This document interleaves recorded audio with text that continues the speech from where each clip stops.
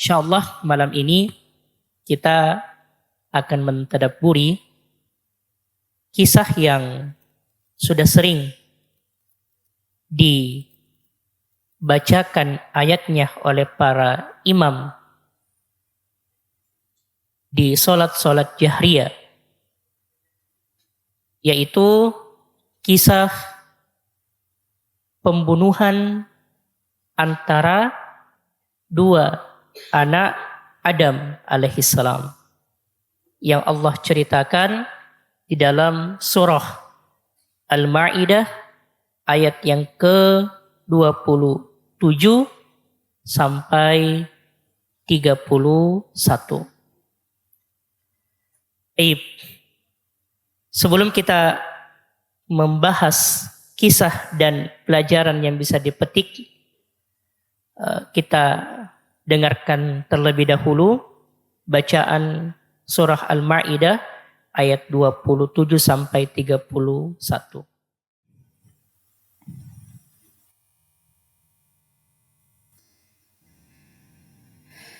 A'udzu billahi minasy syaithanir rajim. Watlu 'alaihim naba'a bani Adam bil haqq idh qarraba qurbanan fatuqbila min ahadihima wa lam yutaqabbal minal akhar qala la aqtulannak qala innama yataqabbalullahu minal muttaqin la in basatta ilayya yadaka litaqtulani ma ana bibasiti yadiya ilayka liaqtulak inni akhafullaha rabbal alamin inni uridu an tabu'a bi ithmi wa ithmika fatakuna min ashabin nar wa dzalika jazaa'ul zalimin.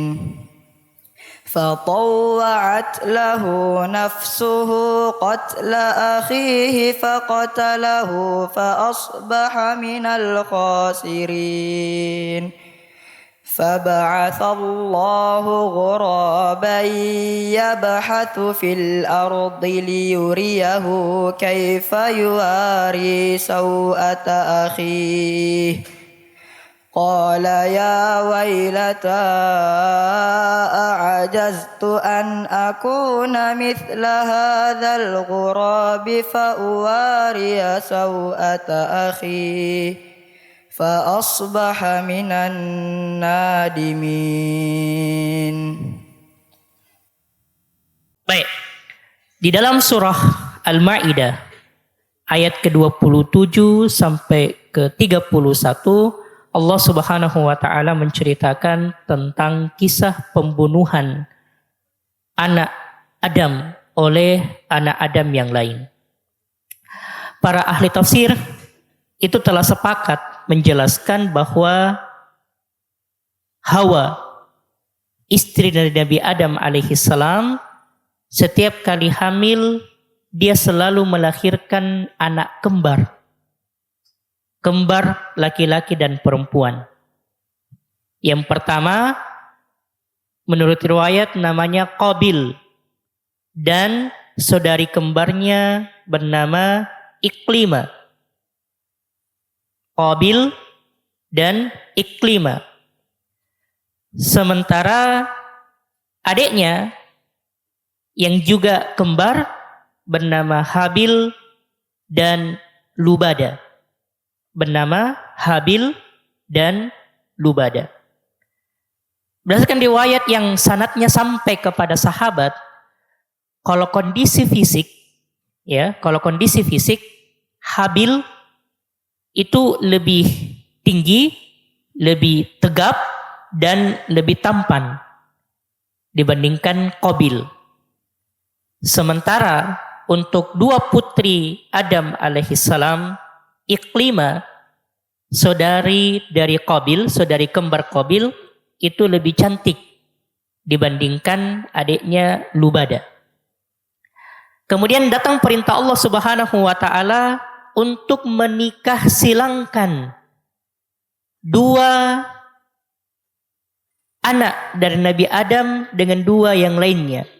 Qabil nikah dengan adik kembaran dari Habil yaitu Lubada.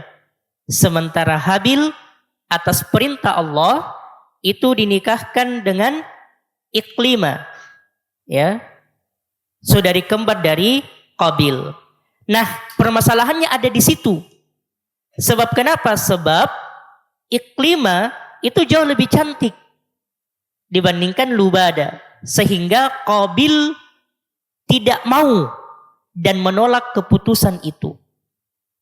Ya, menolak keputusan itu. Akhirnya apa? Akhirnya ya dia menentang. Padahal Nabi Adam alaihissalam sudah sampaikan bahwa itu adalah perintah dari Allah Subhanahu wa taala. Tapi semakin dinasihati dan semakin diingatkan, sikap dan sifat dengki dari Qabil terhadap saudaranya Habil semakin menjadi-jadi. Makanya Ibnu Qayyim Al-Jauziyah rahimahullah dalam kitab beliau Al-Fawaid, satu kitab yang Masya Allah berisi faedah yang begitu banyak, beliau menjelaskan bahwa sumber segala dosa itu ada tiga. Sumber segala dosa itu ada tiga. Ya, bahkan ketiga hal ini menjadi sebab dosa dan maksiat dilaksanakan di langit, dan dosa serta maksiat yang pertama kali dilakukan di bumi. Kata Ibnu Qayyim Al-Jauziyah rahimahullah, ketiga sumber dosa dan maksiat itu yang pertama adalah al-kibr, sombong. Ya, sikap sombong, merasa diri lebih baik. Dan inilah yang merupakan sifat yang diwariskan oleh iblis alaihi laknatullah. Walaqad khalaqnakum thumma sawwarnakum thumma qulna lil malaikati isjudu li Adam fasajadu illa iblis lam yakun minas sajidin. Dan sungguh kami telah menciptakanmu wahai Adam, lalu memberikan rupa kepadamu, lalu kemudian kami memerintahkan kepada seluruh malaikat untuk sujud kepada Adam. Fasajadu, semuanya sujud illa iblis lam yakun minas sajidin. Ya, kecuali iblis tidak mau sujud bersama para malaikat yang sujud. Allah marah. Kemudian Allah berkata kepada iblis, ma mana'aka alla tasjuda id amartuk. Apa yang menyebabkan engkau enggan untuk sujud? Padahal itu adalah perintahku, kata Allah. Ya. Kenapa tidak mau sujud? Apa jawaban iblis? Qala ana khairum minhu. Aku ini lebih baik daripada dia. Khalaqtani min nar wa khalaqtahu min tin. Engkau ciptakan aku dari api, sementara dia engkau ciptakan dari tanah. Api jelas lebih mulia. Padahal Allah tidak pernah mengatakan itu. Allah tidak pernah mengatakan bahwa api itu lebih baik dan lebih bagus dibandingkan tanah. Itulah sebabnya kenapa sombong itu menjadi perkara yang sangat dibenci oleh Allah. Salah satu sebabnya adalah hampir semua kesombongan itu lahir atas persepsi sendiri yang salah dan tidak ada dasarnya. Ketika Allah bertanya, kenapa enggan sujud? Ana khairum minhu. Saya lebih baik daripada dia, ngapain saya sujud? Ya, padahal ini adalah perintah Allah Subhanahu wa taala. Dosa yang pertama kali terjadi di langit disebabkan karena sifat sombong.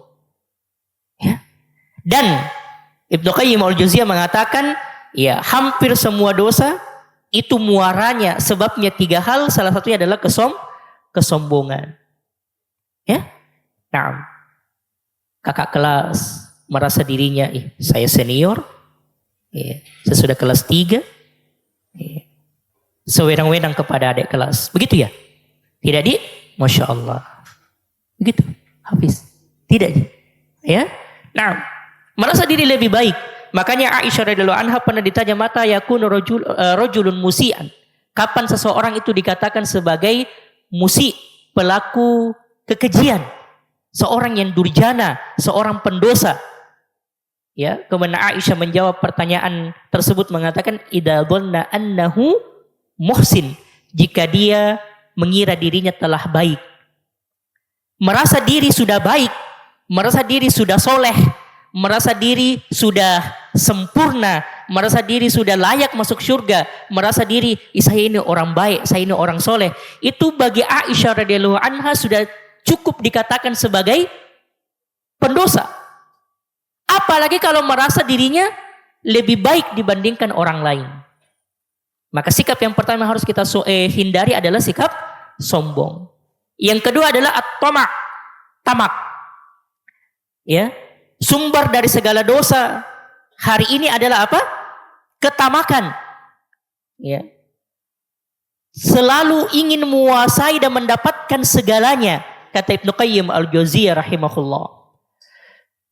Dan yang menyebabkan Nabi Adam alaihissalam sampai melanggar perintah Allah Subhanahu wa taala untuk tidak memakan dan mendekati buah yang telah Allah larang disebabkan karena iblis menggodanya lewat pintu tamak ini. Apa waswas iblis kepada Adam alaihissalam?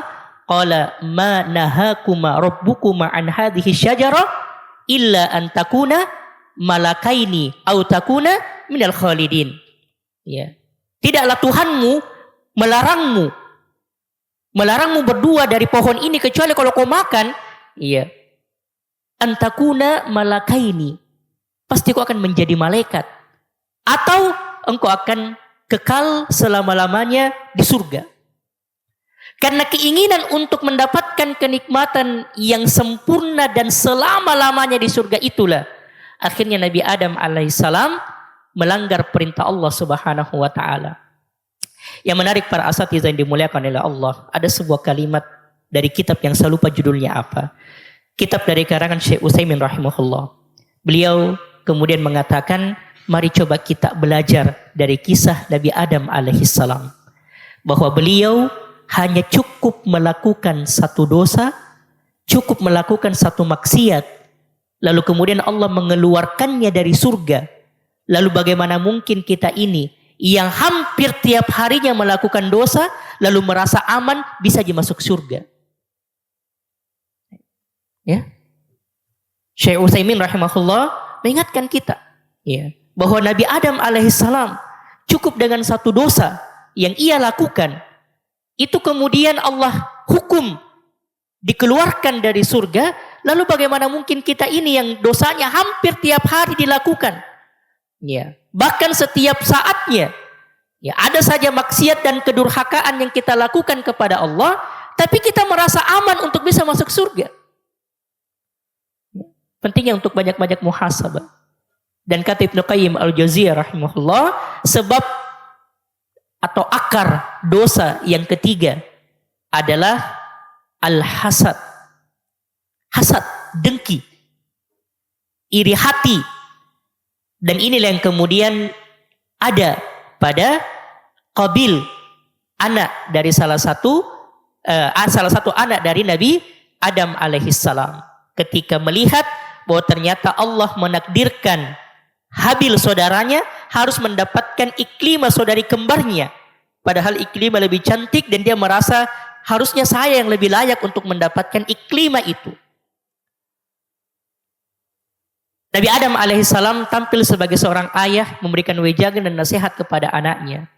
Namun sayang, dalam banyak tafsir dijelaskan, setiap kali Nabi Adam alaihissalam mengingatkan bahwa perkawinan silang ini itu adalah perintah dari Allah Subhanahu wa taala, semakin diingatkan semakin keras hatinya Qabil.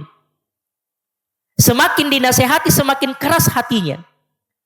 Dan kata ulama kita, memang ada tipe-tipe manusia yang seperti ini.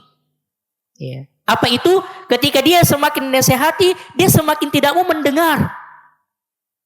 Coba kita lihat, belajar dari Fir'aun, raja yang paling zalim, bukan cuma raja tapi manusia yang paling terlaknat di muka bumi ini. simbol dari segala kezoliman dan kedurjanaan. Kurang apa lagi coba? Ya, semua tanda-tanda kebesaran Allah lewat mukjizat Nabi Musa alaihissalam yang tampak di depan matanya. Ya. Saya lupa subuh kapan itu, ya. Imam di sholat subuh di sini sempat membaca ayat tersebut, ya.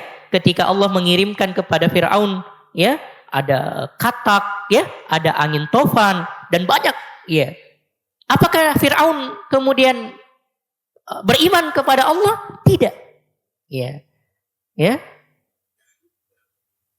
Karena itu, ya, para asatidzah dan ikhwas sekalian, para santri sekalian, sifat hasad ini memang perlu untuk kita buang jauh-jauh. Ya. Kenapa? Karena hati kalau sudah hasad itu akan menghitamkan hati, nasihat akan sulit masuk lagi. Ketika Nabi Adam alaihissalam merasa tidak sanggup lagi untuk menasihati anaknya, maka diserahkanlah urusan ini kepada Allah Subhanahu wa taala. Ya. Ya. Terkadang memang tidak semua urusan itu bisa diselesaikan di dunia. Ya. Ketika manusia sudah tidak mampu lagi, ya, maka dia serahkan kepada Allah sebagaimana dilakukan oleh Nabi Adam alaihissalam. Ketika dia sudah menyerah untuk menasihati anaknya Qabil, maka Nabi Adam menyerahkan urusan itu kepada Allah Subhanahu wa ta'ala. Apa keputusan dari Allah? Diperintahkan keduanya untuk menyiapkan kurbannya masing-masing.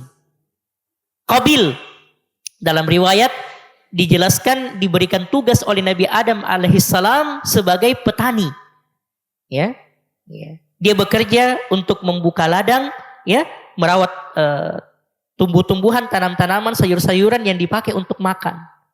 Sementara Habil ditugaskan oleh Nabi Adam alaihissalam sebagai pengembala, ya, peternak. Ya. Maka ketika tiba harinya, ya, ketika sudah tiba harinya di mana keduanya harus menyiapkan kurbannya masing-masing, Habil memilih hewan ternaknya yang terbaik, yang paling gemuk, ya, yang paling bersih, yang paling berisi, ya, yang paling baik di antara semuanya. Sementara Qabil dengan kedengkian, dengan hasad, dengan busuknya hatinya, ya, dan tidak bisa lagi dinasihati, malah dia memilih, ya, dari hasil kebunnya, dari buah dan sayur yang paling busuk dan yang paling jelek. Ketika masing-masing telah menyiapkan kurbannya, ternyata Allah Subhanahu wa taala memilih kurban Habil.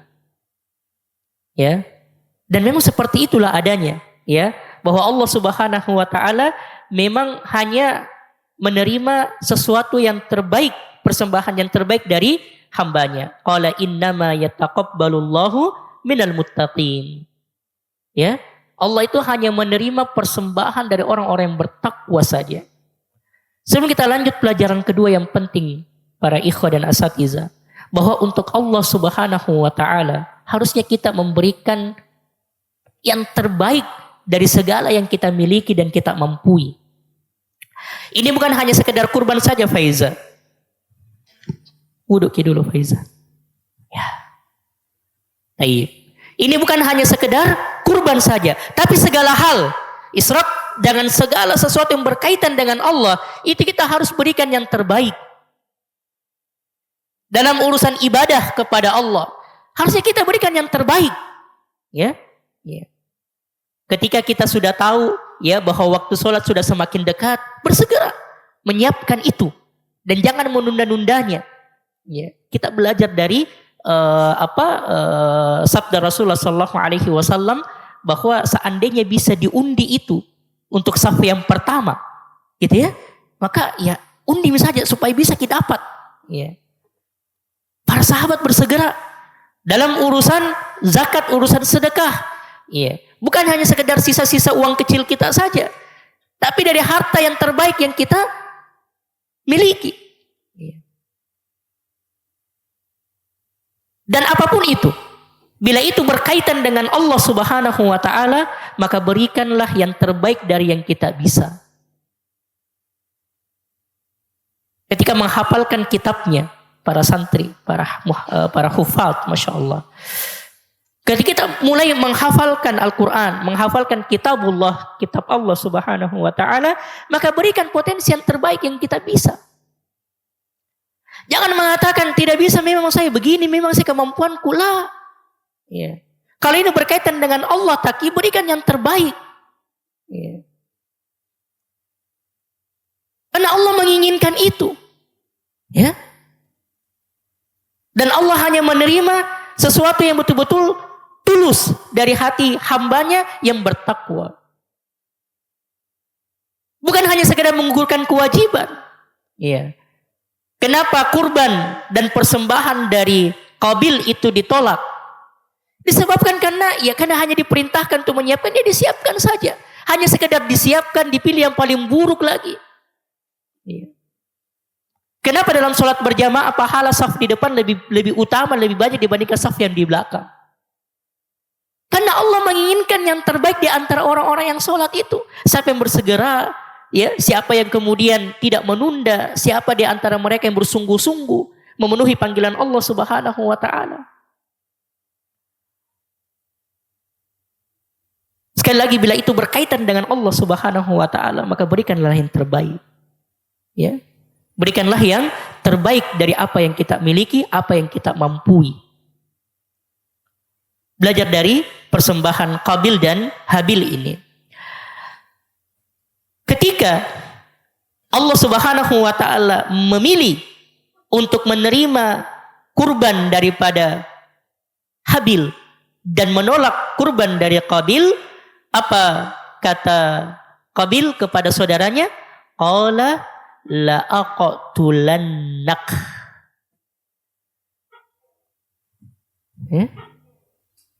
Ada toke juga, ya, iya. Qala la aqtulannak. Qabil berkata, aku akan membunuhmu. Ya. Aku akan membunuhmu. Perhatikan, ya, para santri yang dimuliakan oleh Allah. Itu hati kalau sudah dikuasai hasad, ya, sudah dikuasai hasad. Bukannya bertobat, ya, setelah Allah lebih memilih kurbannya saudaranya dibandingkan dia, apa yang ia lakukan justru hatinya semakin keras, justru hatinya semakin dengki, justru hatinya semakin marah. Bahayanya bila hati itu sudah dikuasai oleh nafsu amarah. Ya, makanya masih dalam kitab Al-Fawaid, ya, para ustadz azanillahu iyyakum ajma'in, Ibnu Qayyim Al-Jauziyah rahimahullah mengatakan bahwa seluruh manusia itu masuk ke dalam neraka lewat 3 pintu. Ya, lewat tiga pintu. Manusia itu masuk ke dalam neraka lewat 3 pintu. Yang pertama adalah pintu syubhat. Ya, pintu syubhat. Apa itu pintu syubhat? Keraguan-raguan yang kemudian ditanam, dipupuk dalam hati sampai akhirnya dia meragukan syariat Allah Subhanahu wa taala. Dia meragukan agama Allah Subhanahu wa taala.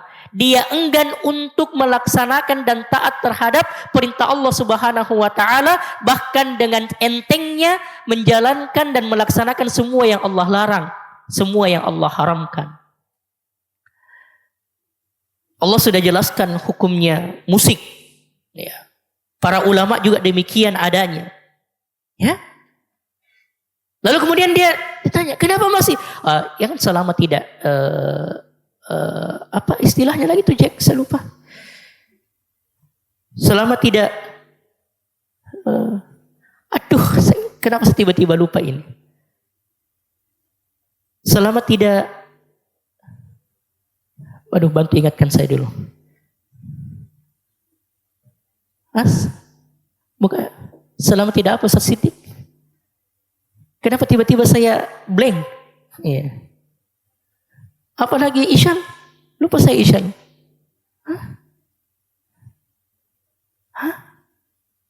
Selama, saya pernah mendengarkan perkataan. Apa Ustaz Syakir? Selama tidak apa Ustaz? Maka tidak mengapa. Apalagi istilahnya? Allahul musta'an. Duh, kok saya lupa.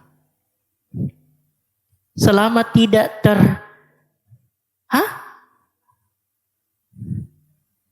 Apa Ustaz Nur? Ya. Ustaz Imran, apa Ustaz? Saya lupa. Saya pernah menasihati adalah salah seorang ikhwah tentang musik. Dia mengatakan hukum musik tidak apa-apa selama tidak terlalaikan apa saya ya. Katanya seperti itu. Wallahu alam, saya agak lupa ini. Ya, tidak apa-apa Ustaz. Ya, padahal Allah sudah mengatakan itu haram dalam Al-Quran, dalam hadis Rasulullah begitu banyak. Iya. Ya, para ustadz telah menjelaskan bahwa pacaran itu haram. Ketika ditanya apa hukumnya pacaran, haram Ustaz. Ya. Tapi ketika tiba di rumah, ya, Allahul musta'an. Baik. Pintu yang kedua, yang kebanyakan manusia jatuh ke dalam neraka, andika adalah pintu syahwat. Ya, pintu syahwat. Ya. Nafsu. Ya. Ya. Dan yang terakhir, sebagian orang yang berilmu dan sebagian orang yang beriman itu kadang selamat dari pintu yang pertama ataupun pintu yang kedua. Namun ya, Ustadz Abdullah Tuasikal dalam ceramah beliau yang saya pernah dengarkan ketika menjelaskan kitab Al-Fawaid ini, beliau mengatakan bahwa kebanyakan orang yang beriman dan orang yang berilmu itu selamat dari pintu yang pertama dan pintu yang kedua. Namun sangat sedikit yang bisa selamat dari pintu yang ketiga. Apa itu? Pintu amarah. Pintu marah. Kebanyakan orang berilmu, kebanyakan orang yang beriman itu kadang sulit selamat dari ini. Makanya ada salah seorang sahabat pernah bertanya kepada Rasulullah SAW minta nasihat. Yang dengan nasihat itu bisa ia amalkan dan masuk surga. Apa kata Rasulullah SAW? La taqdab, jangan marah. Walakal jannah, dan bagimu surga. Dan Rasulullah sampai mengulangnya 3 kali. Ya, apalagi ya Rasulullah? La taqdab, jangan marah. Ya, apalagi jangan marah.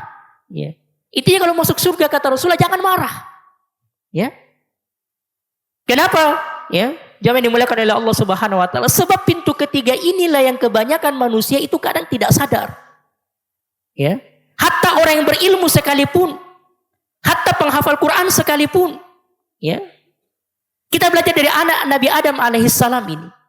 Ketika dia melihat ternyata kurban saudaranya yang dipilih oleh Allah, maka hasad itu kemudian ditambah parah dengan amarah yang ia miliki. Akhirnya apa dia mengatakan? La aqtulanna, saya akan membunuhmu. Dan orang kalau sudah dikuasai rasa marah ditambah lagi hasad sebelumnya, maka sama sekali tidak ada gunanya nasihat itu. Bayangkan sebelum dibunuh, Habil saudaranya menasehatinya sampai 3 level, sampai 3 tingkatan. Yang pertama, saudaranya mengatakan qala inna ma yataqabbalullahu minal muttaqin. Habil mengatakan jangan marah, karena memang Allah itu hanya menerima kurban itu dari orang yang bertakwa, orang yang ikhlas, orang yang mempersembahkan yang terbaik untuk Allah. Jangan marah dulu. Ya, harusnya kita muhasabah. Itu dulu kata Habil kepada saudaranya. Masuk? Tidak. Didengarkan oleh Qabil? Tidak. Malah Qabil semakin marah. Apa nasihat yang keduanya?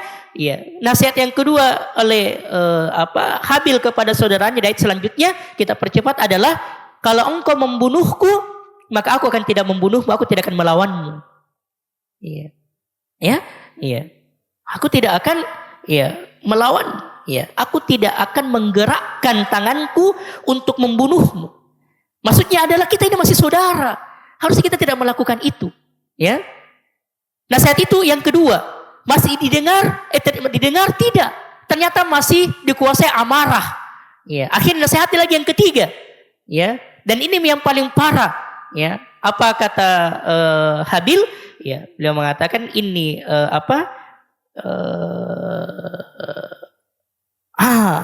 inni uridu an tabu'a bi ismi wa ismika fatakuna min ashabin nar.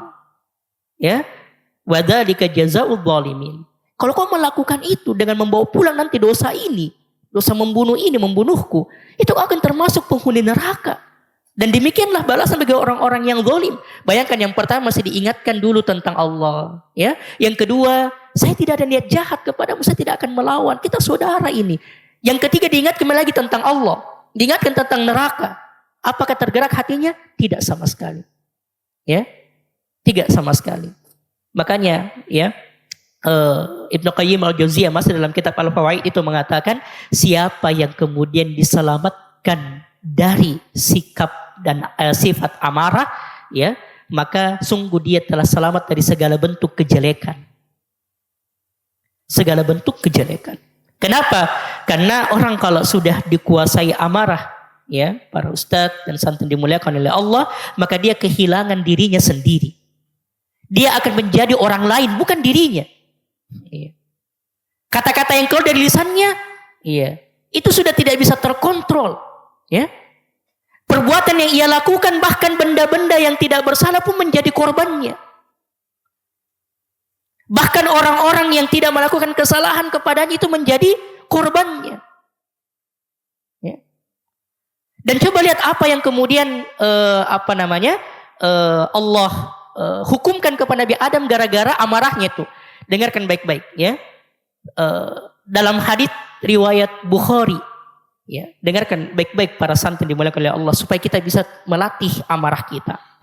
Rasulullah SAW bersabda, "Laisa min nafsin tuqtalu zulman." Tidaklah ada seorang yang terbunuh secara zalim, siapapun itu, illa kana ala ibni Adam al-awwali kiflum minha. Kecuali anak Adam juga akan mendapatkan bagian dosanya. Li'annahu awwalu man sannal qatl awwalan. Kenapa? Karena dia yang pertama kali mencontohkan pembunuhan itu. Sekarang berapa banyak sudah terjadi pembunuhan sampai detik ini? Semua orang yang membunuh, ya, maka dosanya itu juga akan didapatkan dan dirasakan oleh siapa? Oleh anak Adam alaihissalam, si Qabil itu. Ya.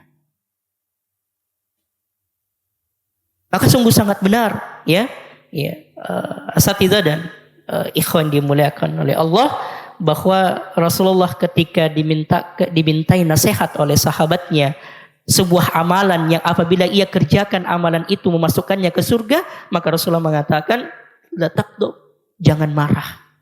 Ya. Jangan marah. Aib, ya. Selanjutnya, ya, akhirnya apa ujung dari perbuatan anak Adam itu? Ya, akhirnya dia tetap membunuhnya. Dan disitulah kemudian kegalauan muncul di hatinya. Dia bingung melihat tubuh dari saudaranya sudah terjubur kaku. Ya. Dan tidak tahu apa yang harus ia lakukan kepada tubuh saudaranya itu. Ya. Apa yang harus ia lakukan terhadap tubuh saudaranya itu. Ya. Lalu kemudian akhirnya Allah Subhanahu wa taala mengutus siapa? Burung gagak. Ya, dua burung yang saling berkelahi, lalu akhirnya satu mati, burung gagak yang masih hidup itu kemudian menggali lubang, memasukkan bangkai daripada burung yang satunya, dan akhirnya dari situlah anak Adam alaihissalam belajar tentang syariat kubur. Ya. Tapi apa kata Allah terhadap perbuatan Nabi Adam, anak Nabi Adam alaihissalam ini? Fa asbaha minan nadimin. Dan dia termasuk orang-orang yang menyesal. Ya. Apa ujung dari semua maksiat dan dosa itu? Apa ujung dari semua amarah itu? Penyesalan. Ya. Penyesalan. Ya. Padahal kenapa jamaah yang dimuliakan oleh Allah, para asatidzah dan ikhwas sekalian, dalam kondisi kita dikuasai oleh hasad, iri, dengki terhadap saudara kita, atau perasaan amarah yang bisa tidak terkontrol, kita tiba-tiba lupa bahwa Allah Subhanahu wa taala telah mengutus dua malaikat kiri dan kanan kita. Ya. Padahal kita sudah menghafalkan itu. Ma yalfidhu min qaulin illa ladaihi raqibun atid. Tidaklah kemudian ada satupun kalimat yang diucapkan oleh seorang hamba kecuali ada dua malaikat yang telah mencatatnya. Ya. Kecuali ada dua malaikat yang mencatatnya. Karena itu, ya. Mari kita selalu berusaha menjaga hati-hati kita. Terutama dari 3 sikap atau 3 sifat yang semua dosa bermuara dan berasal dari 3 sifat ini. Al-kibr, rasa sombong. Tama', sifat tamak. Dan hasad. Ya. Hampir semua dosa dan maksiat yang terjadi di atas muka bumi ini itu berasal dari ketiga sifat ini. Dan ujung-ujungnya apa? Ujungnya adalah penyesalan. Penyesalan di dunia. Dan lebih-lebih lagi nanti di akhirat kelak. Coba bisa bayangkan. Berapa banyak dosa yang harus ditanggung oleh anak Adam. Qabil yang telah membunuh saudaranya hanya gara-gara amarah yang tidak bisa ia latih. Tidak bisa ia jaga. Ya. Setiap pembunuhan yang terjadi di muka bumi ini, pembunuhan yang kedua setelah pembunuhan Habil sampai pembunuhan yang terakhir hari ini, itu semuanya dosanya juga ditanggung oleh anak Adam itu. Berapa banyak sudah terjadi pembunuhan? Ya, waliyadzubillah. Ya. Maka sungguh sangat benar Rasulullah mengatakan, Allah Subhanahu wa taala berfirman untuk anak Adam itu wa asbaha minan nadimin, dan dia menjadi orang termasuk orang-orang yang menyesal. Penyesalannya bukan hanya sampai di dunia, tapi penyesalannya sampai di akhirat kelak. Kenapa? Ya, karena kita perlu tahu dan harus selalu ingat bahwa perkara dosa dan maksiat ketika itu berkaitan dengan Allah dan berkaitan dengan manusia, itu beda perlakuan dan tobatnya. Ketika dosa dan kedurhakaan itu, ketika kemaksiatan itu dilakukan berkaitan dengan Allah Subhanahu wa taala, atas hak Allah yang dilanggar, atau keengganan untuk taat atas perintahnya, atau kita tetap melakukan apa yang dilarangnya, maka untuk bisa mendapatkan ampunan Allah, tugas kita hanya satu. Taubatan nasuha. Betul-betul bertobat dengan sesungguh-sungguhnya taubat, sebenar-benarnya taubat kepada Allah Subhanahu wa taala. Sedangkan jika itu berurusan dengan manusia, maka selain kita diwajibkan untuk bertobat kepada Allah, kita juga diwajibkan untuk mendapatkan maaf dari orang tersebut. Ya, jika kemudian kita tidak mendapatkan, maka maaf dari orang yang terzolimi itu, maka selama-lamanya kita akan terkatung-katung sampai pengadilan Allah Subhanahu wa taala. Suatu ketika Rasulullah SAW duduk dalam sebuah majelis di mana Rasulullah bertanya kepada sahabatnya, "Atadaruna man muflis?" Tahukah kalian siapa orang-orang yang bangkrut itu? Siapa orang-orang yang pailit, orang yang bangkrut? Ya. Kemudian sahabat mengatakan, "Man laisa lahu dirhaman wala mata'." Orang yang bangkrut adalah al-muflisu fina, orang yang bangkrut di antara kami adalah mereka yang tidak punya harta, tidak punya perhiasan. Habis hartanya. Itulah orang yang bangkrut. Ternyata kata Rasulullah SAW bukan itu. Ya, bukan itu. Orang yang bangkrut kata Rasulullah SAW adalah man ya'ti yaumal qiyamati bi sholatin wa siyamin wa zakatin. Orang yang bangkrut adalah orang yang nanti datang pada hari kiamat membawa pahala yang begitu banyak. Pahala solat, pahala puasa, pahala zakat, pahala yang begitu banyak. Akan tetapi wayati qad syatama hada. Tapi dia juga datang membawa dosa, telah menghina orang lain. Ya. Dia juga membawa dosa, telah memfitnah orang lain. Dia juga membawa dosa, telah memakan harta orang lain dengan cara yang tidak benar, mencuri. Dia juga datang dengan membawa dosa, telah menumpahkan darah orang lain. Dia juga datang membawa dosa, telah memukul orang lain. Lalu kemudian pada akhirnya orang-orang yang ia zolimi dulu di dunia datang satu persatu menghadap kepada Allah Subhanahu wa taala, melapor, "Ya Allah, dulu di dunia dia pernah menzolimi saya, dia pernah memfitnah saya. Ya, dia pernah begini, dia pernah begitu." Rasulullah mengatakan, "Fayu'ta hada min hasanatihi wa hada min hasanatihi." Maka Allah memerintahkan orang yang dia zolimi itu untuk mengambil pahala orang tersebut sesuai dengan kezoliman yang ia lakukan. Lalu kemudian setelah habis pahalanya dibagi-bagi, ternyata orang-orang yang pernah ia zolimi masih berdatangan satu persatu. Lalu akhirnya dosa orang yang dizolimi itu yang diserahkan kepada dia. Habis pahalanya, dosanya bertambah, akhirnya dia dilemparkan ke dalam neraka. Inilah orang-orang yang bangkrut waliyatubillah. Ya, iya. Maka mari memperhatikan diri-diri kita. Semoga Allah Subhanahu wa taala memberikan keistiqomahan kepada kita di atas kebaikan dan kebenaran. Hada wa sallallahu nabiyana Muhammad walhamdulillahi rabbil alamin. Subhanakallahumma wa bihamdik asyhadu an la ilaha illa anta astaghfiruka wa atubu ilaik. Assalamualaikum warahmatullahi wabarakatuh.